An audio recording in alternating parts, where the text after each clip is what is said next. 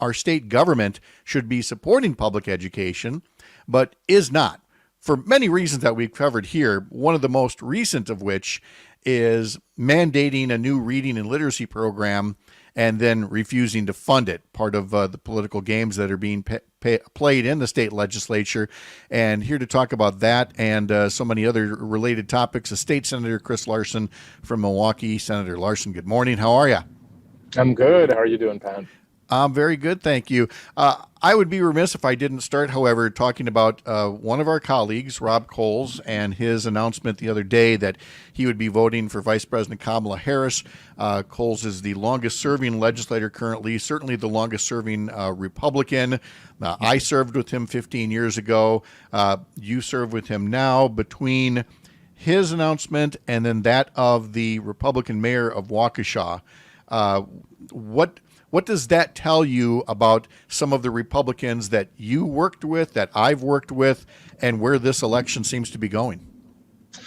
Yeah, it's what's not surprising is that he feels this way. Honestly, I think one of the perks of being elected and being a little bit younger is that some of the older folks in the Senate, when they think they're whispering, you usually hear most of what they're saying. And a lot of these guys have detested Donald Trump from the beginning, right? The same way the rest of us see how he's a con artist, how he's only interested in himself. And then in the latest way, since 2020, how it's very clear that he's willing to overthrow democracy and willing to overthrow every idea that is America.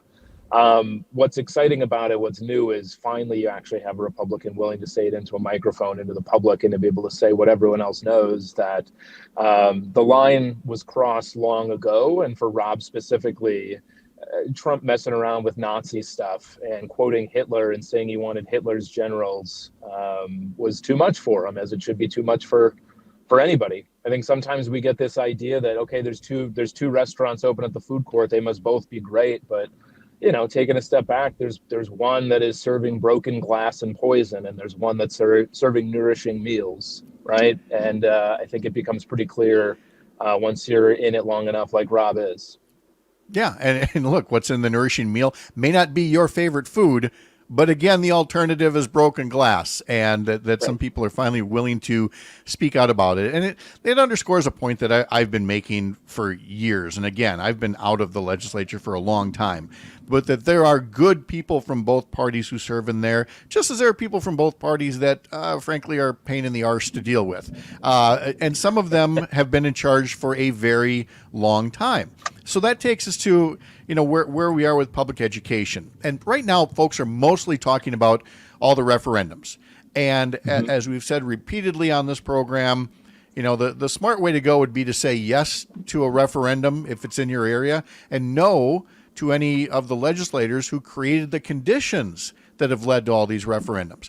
So while we've stressed that a lot, we haven't really gotten into the new literacy program requirement, which, as I understand, not every Democrat was necessarily fond of the way that these literacy programs would work. But it's made even worse by Republicans then saying, well, we're not going to fund this. Can you explain what it is that your Republican colleagues are telling you as far as why they required a literacy program but now won't fund it? Yeah, what's interesting is this is a bill that's it's taken a while for them to actually get it passed, more than one session. I was opposed to it because of the specific branding that they wanted to move forward. This is a reiteration of a fight that had happened in the 80s under the first George W. Bush, where they were pushing specific products out of Texas as these miracle cures for literacy. The reality is what it takes to be able to teach a child to read is quality attention and time by a skilled teacher who knows what they're doing. And there is no cheap way to do it, right? This isn't like you play baby Einstein and then 5 years later your kid is a genius and can read at an 8th grade level when they're in kindergarten. It is that dedicated attention. And so finally they were able to add some dollars into it, as you know, and people who pay close attention to state government. There's all kinds of great ideas of what legislators want to force other governments to do, but there always tends to be a shortage of dollars to actually fund them to do it. And so we drew the line and said, you at least have to put in some money. That gained bipartisan support, enough for the governor to sign it. And then wouldn't you know, once it passed, the Republicans in the Joint Finance Committee, Dewey Strobel specifically, who sits on that committee, as well as Joan Ballweg, are blocking the dollars from actually being spent. So you have this mandate to do a specific literacy program within these public schools, but then the dollars to hire literacy coaches and actual dedicated professionals, they're sitting on those dollars. And if that's not bad enough, Pat, I'm sure you know this, but Dewey Strobel is running in the district immediately north of mine in north of Milwaukee County. And he is bragging about the literacy program that he ushered through, that he voted for, and saying how great this is. While at the same time, he is the chair of the committee that is blocking the money from actually being spent. So trying to take credit for something that he is literally blocking at the exact same time. There's a lot of hypocrisy in politics, but I don't know if you can top that one on a local basis. It really is difficult to top doing something the way that they appear to be doing it. The inside baseball part of it, and folks, don't let me lose you in here, but there is that line item veto that governors have. Governors, whether Republican or Democrat, can choose to veto certain parts of certain bills. If Republicans, in this case, in the legislature, don't like the line item vetoes, they can vote to override it if they have the votes. If they don't have the votes, they can't. It's baked into the process. It's legal. It gets to work. So Governor Evers has done some line item vetoes in this literacy bill, just as he did with the bill to clean up PFAS out of the drinking water, just as he did for the money that was supposed to go to the Chippewa Valley for their healthcare emergency after 2 hospitals closed. And Chris, after months of talking about this, I'm still trying to figure out how Republicans justify saying, well, we're not going to release the money for these things because we don't like the line item vetoes that Governor Evers put in all of these bills. Yeah, I mean, talk about an inability to be able to work across the aisle, which I think is one of the biggest criticisms that gets put out there by folks who maybe aren't paying attention to the close details, but they think, well, wait a second, you guys should be able to figure out some of these things and work together. But in these cases, they are taking their ball and going home. They're refusing to expend the dollars. I mean, you bring up the PFAS stuff, and I'm sure your listeners are astute enough to know what PFAS are and the forever chemicals that are flowing in our water with high concentrations in different parts of the state. The legislature begrudgingly moved forward on trying to do something with PFAS. Now, the really wild part about this one is what Republicans are trying to hold over from the dollars being spent. They want to give immunity to the polluters. They want to be able to say, well, if you give these dollars, it's the equivalent of like taking a settlement check from an insurance company that you can, if you take this, pennies on a dollar for the damages, then you can't hold them liable in the future, which, as we're learning more and more, PFAS are unfortunately part of a lot of our ecosystems because they're forever chemicals. And the more we're learning, the more it's going to be essential to hold these polluting companies accountable because a lot of them knew it. Republicans, of course, are stepping into the fray and saying, well, let's make sure you can never hold them accountable for the pollution they caused you and your children. That's why they're sitting on these dollars in the Joint Finance Committee, and why we can't address one of the biggest health crises in America.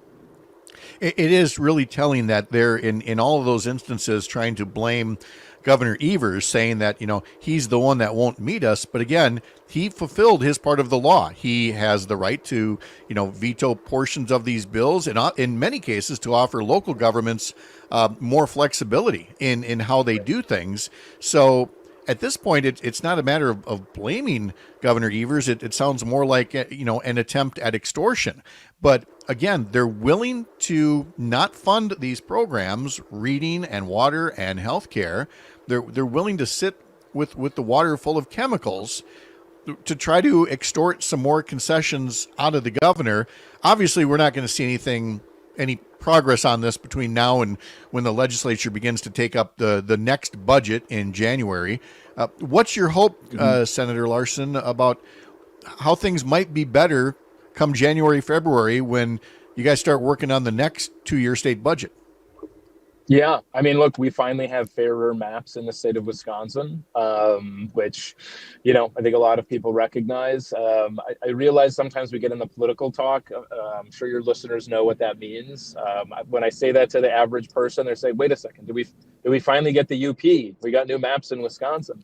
It just means that the district lines have shifted in a way that's fairer. So votes are actually more reflective of the will of the people. The votes of people are going to reflect a greater degree in how their elected officials at the state level act in the Assembly and the Senate. That's why we have the Assembly as a jump ball in the state of Wisconsin. There's competitive seats all over the place. If you have a state rep, if they're not in their own competitive district, they're out helping. That's where I'm going right now. If you can hear me driving in the background to go help in a competitive district north of Dane County in the 14th for Sarah Kietsky.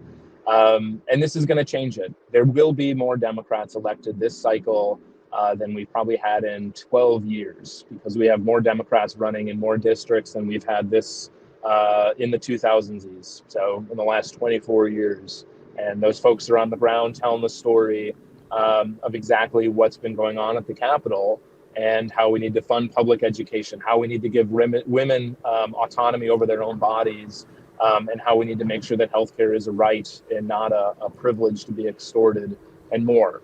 So it's going to change the dynamics. And as you know, this happened right after you left the legislature, Pat. There was a rule that went down that they didn't even want us bowling with each other, Republicans and Democrats, because, gosh, you might actually get to like one another and actually get bills passed that help the people on a nonpartisan basis.